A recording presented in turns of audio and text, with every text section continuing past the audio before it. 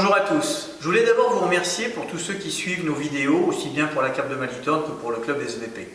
Aujourd'hui, nous avons rendez-vous au domaine Charpentier et c'est Jean-Baptiste qui nous reçoit. Nous allons vous parler de quelque chose d'extrêmement méconnu, voire rare, le cépage genouillé.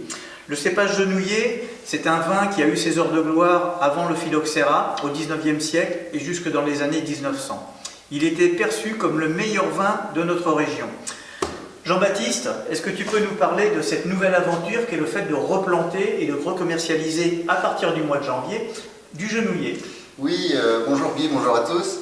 L'idée, quand on s'est projeté dans une espèce d'évolution avec mon frère, quand on voulait apporter des nouvelles choses, des nouvelles cuvées, on s'est intéressé un petit peu à tout ce qui se faisait avant.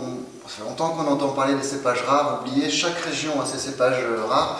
Aujourd'hui, le monde du vin, l'encépagement mondial est quand même dominé par une poignée de cépages, mais il faut savoir qu'il y a 100 ans, 150 ans, il y avait beaucoup plus de cépages, notamment dans le Berry avec le genouillé qui était vraiment ultra présent, qui était, si on voulait comparer un petit peu avec aujourd'hui, ça représentait... les chiffres divergent un petit peu, mais ça, entre Sancerre et 2 fois Sancerre, c'est-à-dire jusqu'à 6000 hectares sur des écrits, donc c'est énorme. Je veux dire, Sancerre c'est 3000 hectares, Reuilly aujourd'hui on est à 250 hectares, et il y avait donc entre 3 et 6000 hectares de plantés de genouillé, donc c'était quand même un cépage très important qui était renommé, et puis comme tu le disais, c'était un des meilleurs vins du Berry, il était souvent offert au roi, enfin disons que c'était un cépage qui représentait bien notre région.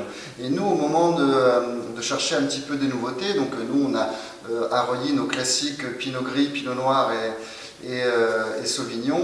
On a planté aussi un petit peu de Pinot Meunier pour faire des bulles, donc encore une fois dans l'esprit d'agrandir un petit peu la gamme et de proposer autre chose. Et très naturellement, le genouillé, dès qu'on en a entendu parler, ça nous a tout de suite intéressé.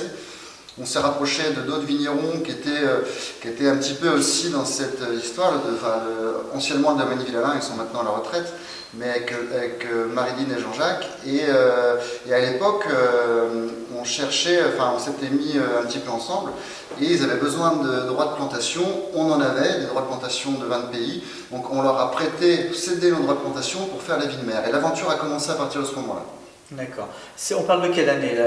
Je lisais à peu près 2005, c'est ça? Oui, c'était la vie de mer, voilà. Et puis, si on veut reparler du cépage, il a été retrouvé dans les années 80.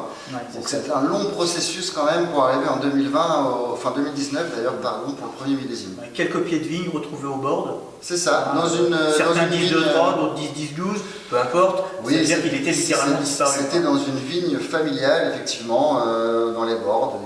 Il y avait tout un tas de cépages, et quelqu'un a voulu faire reconnaître un petit peu en partie ces cépages, parlait du bien connu Paul Dufour. Ouais, il a reconnu, en tout cas il avait des doutes, il a fait des recherches, il était sûr de lui, c'était du genouillé. Alors le genouillé, on le connaît historiquement, on sait que c'est un vin qui a été perçu comme un vin de garde. Aujourd'hui, on n'a pas le recul nécessaire parce qu'on n'a pas des genouillés qui ont 4-5 ans, voire plus, parce que qu'est-ce que veut dire garde aujourd'hui? Est-ce que c'est un vin qui est bon à boire au bout de 5 ans, au bout de 8 ans, comme certains Bourgognes? On ne sait pas trop, quoi. Je veux dire, aujourd'hui, vont arriver sur le marché ceux que toi tu fais, ceux du domaine Tatin, mais on n'a pas le recul nécessaire pour réellement appréhender le côté vin de garde. Qu'est-ce que tu en penses, toi? Ce que j'en pense, alors, il était réputé effectivement comme un vin de garde. Alors après, dans les années 1850, les techniques de vinification, le matériel, le savoir et tout ça n'étaient pas les mêmes, donc c'est difficile de comparer les époques. Après, moi je dirais qu'aujourd'hui, le vigneron choisit un petit peu le vin qu'il veut faire, le temps de cuvaison, s'il extrait un petit peu plus, un petit peu moins. Tout ça va faire, soit on a un vin structuré, charpenté, taillé pour la garde, soit on fait un vin léger et fruité. Après, il se trouve que le genouillé a naturellement une acidité plutôt présente pour un vin rouge, et c'est ce qui va lui permettre de le garder dans le temps. Donc effectivement, nous, comme on l'a vinifié là, plutôt sur le fruit, léger et fruité, on peut le boire dès à présent. Mais je suis persuadé qu'on peut le garder, et ça c'est l'avenir qui nous dira. On en reparlera dans 10 ans si effectivement ça peut se garder. Alors peut-être pas 10 ans, mais c'est vrai que moi j'ai déjà eu l'occasion de le goûter. L'acidité est très présente. Des beaux épices également, on a vraiment des sensations de poivre gris, on est sur quelque chose d'assez intéressant. moi j'irai peut-être pas jusqu'à 10 ans, mais j'irai aller 3 ans pour voir. Oui, Hein, pour voir, de toute pour façon, voir comment ils se comportent. Effectivement, et puis on va en garder, et puis nous, chaque année, on en goûtera une quand on a un en plus. Et pour reparler des arômes, je l'ai fait goûter à une poignée de sommeliers, et puis ce qui en ressort souvent, c'est un panier de fraises écrasé, épicé. Voilà, c'est un peu la tendance aromatique de ce cépage. C'est ce que j'ai perçu tout à l'heure en buvant une gorgée avant de commencer cette vidéo.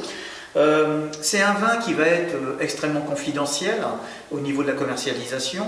Il va être commercialisé courant janvier 2021, donc dans quelques semaines, essentiellement au domaine, à la cave de Malitorne. Hein. Oui, alors le lancement se fera à la cave de Malitorne. Hein, Guy, on le lancera à ce moment-là. Alors après, au domaine bien entendu. Et puis après, j'ai déjà des cavistes qui s'intéressent parce que de plus en plus, les cépages rares anciens qui sont relancés, on la cote un petit peu. Et j'ai des cavistes qui ont eu vent de cette information et qui ont déjà pré-réservé un petit peu quelques bouteilles. De toute façon, il y a un vrai marché, je pense, pour ce qu'on appelle les vins dits modestes, hein, ou disparus. Hein, ça fait partie, depuis quelques années, je dirais, de la recherche gustative de certaines personnes qui veulent retrouver, même ma foi, ce qu'on buvait il y a 2-3 générations. Il y a ces intérêts-là. Hein, c'est un peu le côté le vin de nos ancêtres, en fait. Hein, c'est complètement ça. Nos grands-parents, nos aïeux, on va dire, buvaient du genouillet. Vin de nos ancêtres, la cuvée, a priori, s'appellera l'ancêtre. Hein, on n'est pas trop loin du... On n'est pas sur l'étiquette définitive, a priori, mais on n'est pas loin dans le concept. Hein. Voilà, c'est ça. D'accord. On va passer à la dégustation. Très bien. Et puis essayer de faire une description. Bon, on n'est pas tout à fait dans les conditions idéales parce qu'il fait froid, tout simplement. Le vin est un peu froid. Mais c'est vrai qu'au nez, on a tout de suite perçu tout à l'heure effectivement cette notion de fraise. Donc vraiment un vin extrêmement fruité. Hein. Je ne m'avancerai pas sur la variété des fraises, hein, mais... Donc la dégustation, ce qui ressort aussi souvent, c'est que c'est inédit. Le cerveau ne connaît pas ces arômes-là. Personne n'a jamais goûté le genouillet parce qu'aujourd'hui, en production, il y en a 4 hectares dans le monde. Hein, et, je dis dans le monde, c'est confidentiel. Mais c'est dans le Berry, il y a 3-4 hectares et du coup c'est vrai que même les plus grands sommeliers qui ont goûté à peu près tout n'ont jamais goûté de genouillet, c'est ça l'idée. Moi j'ai de l'acidité, on a le fruit qui arrive derrière l'acidité et effectivement après il y a une finale qui est fruitée, qui est épicée, on est sur quelque chose effectivement d'un peu inédit en matière de découverte.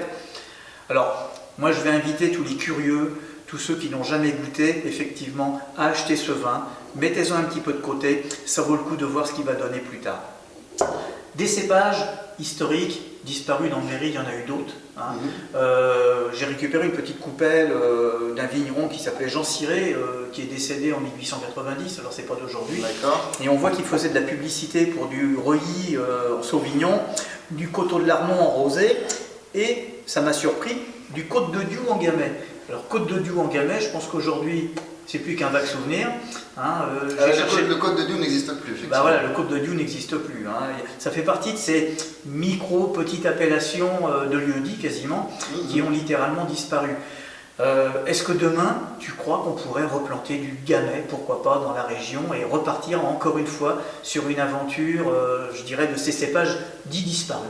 Oui, bon, le Gamay de Diou, effectivement, disparu. Bon, il y en a quelques pieds encore de Gamay sur l'appellation, non, parce que c'est pas dans le cahier des charges, mais en tout cas, il y a un vigneron qui a quelques rangs de Gamay aujourd'hui, et puis il me semble qu'il fait des bulles avec. Donc bon, il y a sûrement une trace sûrement historique. Après le Gamay, on est sur un cépage disparu ici, mais il y en a quand même partout autour de nous. Hyper présent chez nous. Voilà, donc après, la question se poserait quant à l'intérêt d'en replanter aujourd'hui chez nous. Je sais pas, honnêtement, je sais pas. Gamay de Diou pour le fun. Pour le fun, il faudra avoir des terres radio, effectivement.